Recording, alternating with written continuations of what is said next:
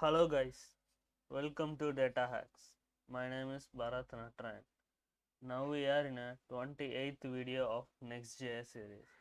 In this video, I'm gonna explain about dynamic API routing.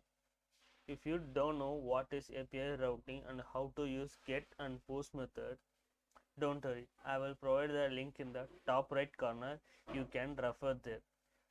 These videos definitely will help to understand this concept.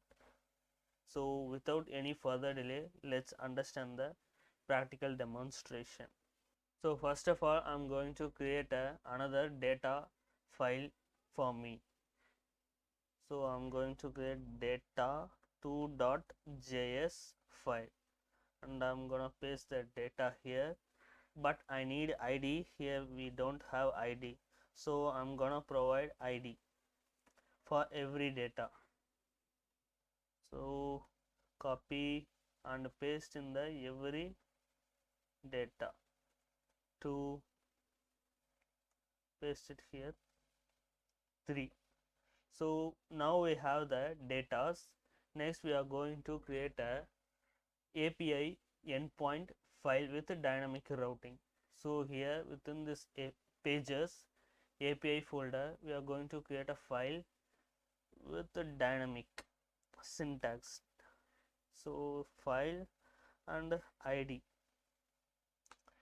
we have entered. Next I'm gonna create the function with which is going to be export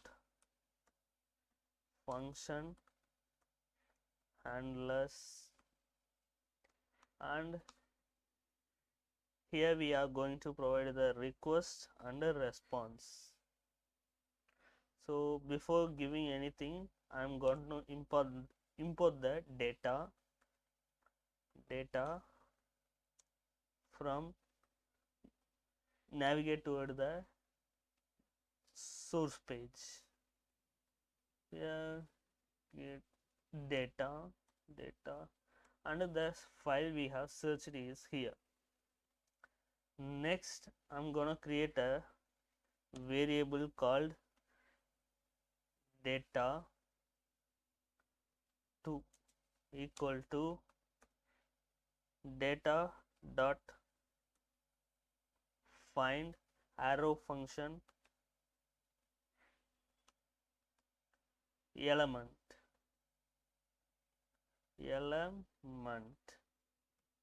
So we are using this find data dot find operator is used to fetch the particular data.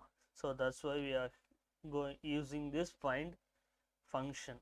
So here it's gonna check for element dot id. So element dot id which are equal to pass integer id. I think we don't need this pass integer.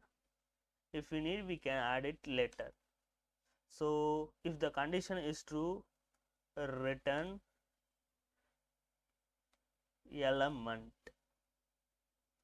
So after this condition is checked, we have to provide the response dot status 200 dot json